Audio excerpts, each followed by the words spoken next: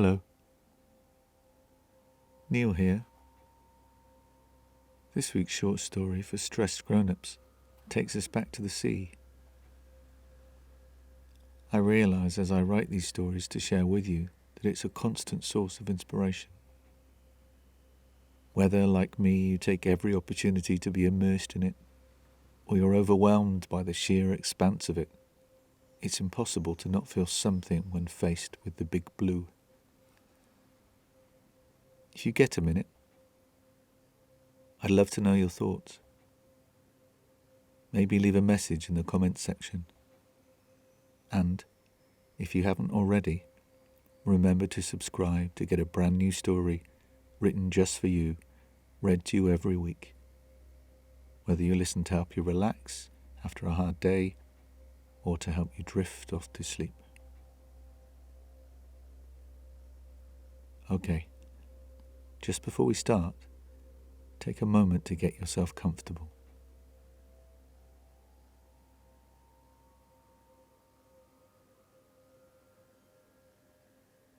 Good. Now close your eyes and take a couple of deep breaths. In and out. In and out.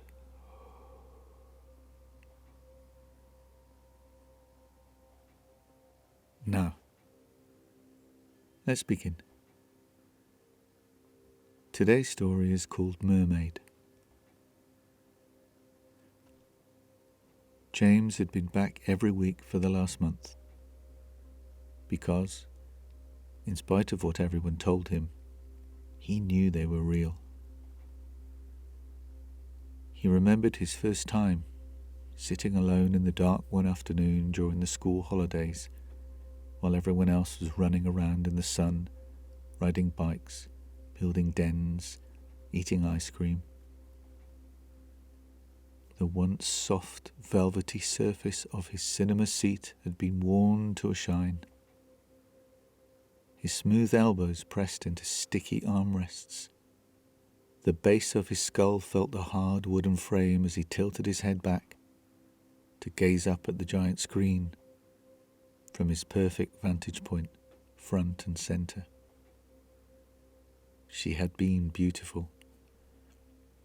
Cascading curls of perfect blonde hair, giant blue eyes, and lips from which he'd never grow tired of hearing the words, "I love you." His teenage years had been a blur, and aside from the odd momentary preoccupation, nothing much had interested him or caught his eye. Till he met her. She'd come into the garage one day to pay for petrol. It was late and he'd been lost in another Mills and Boon which he'd hidden inside a magazine about photography. She must have been standing there for a while because, when he looked up, she had the expression of a woman who'd discovered someone else's secret. "Pump 3, she said, and then, "So, you're a photographer then?" They both laughed for a while, and every year on the anniversary of that night, she'd buy him another Mills and Boon. But since they met, he'd stopped reading them.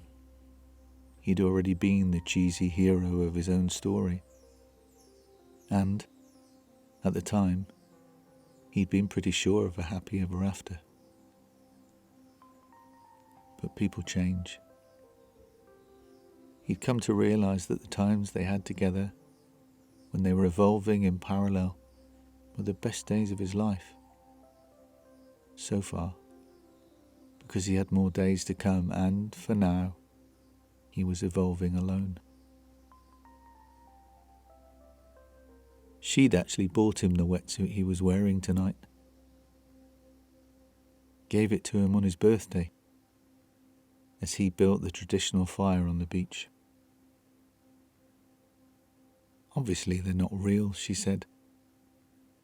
"But if you are going to go out looking for my replacement, This should keep you warm while you're doing it. Her wanderlust had inspired him. A sense of adventure and wild passion for life made her glow. But the more places they went together, the more he realized he just wanted to be back, in his own home, in his own bed. And every night, while he sidled up to her, his head becoming increasingly heavy on her shoulder, he knew she was thinking about the next trip. And when she finally got made redundant, he also knew there would only be one outcome. She messaged him from every new country, barefoot on sand, knee-deep in snow, wading across rivers fed by glaciers in places where air could barely live. Sometimes he'd send her an update, a detail from his small but increasingly contented life. He still hoped he might be the final country on her list, but in the meantime, he had a mission. And tonight felt like it could be the night. He stood, late evening, on an empty beach. The horizon still glowed pink after the sun had burnt past it, the white noise of the waves helping him focus on his task. He walked towards that lurching mass of possibilities, smiling.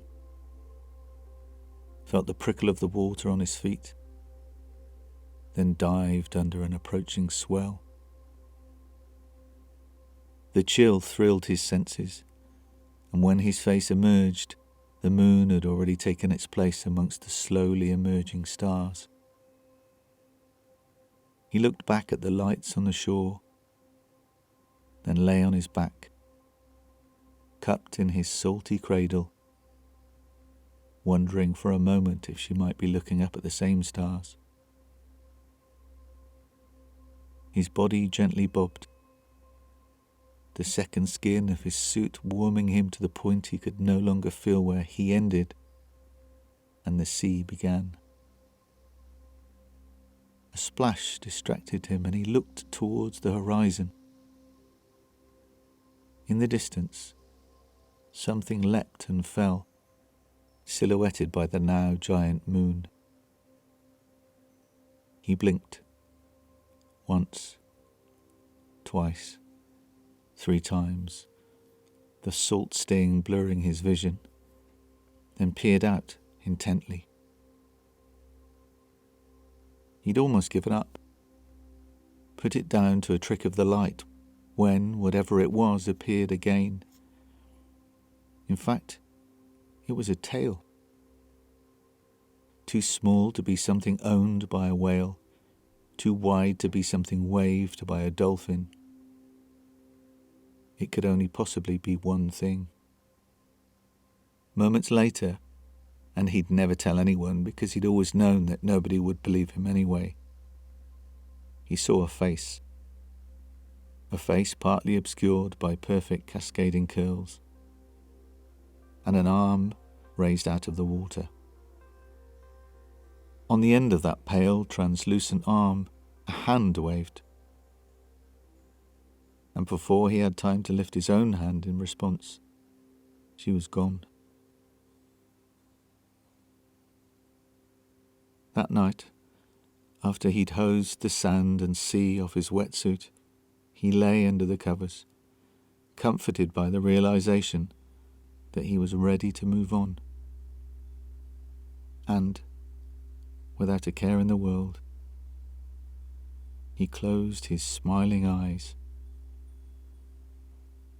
Minutes later, as his chest gently rose and fell, he could still hear the hiss of the distant sea as he drifted into a deep, deep sleep.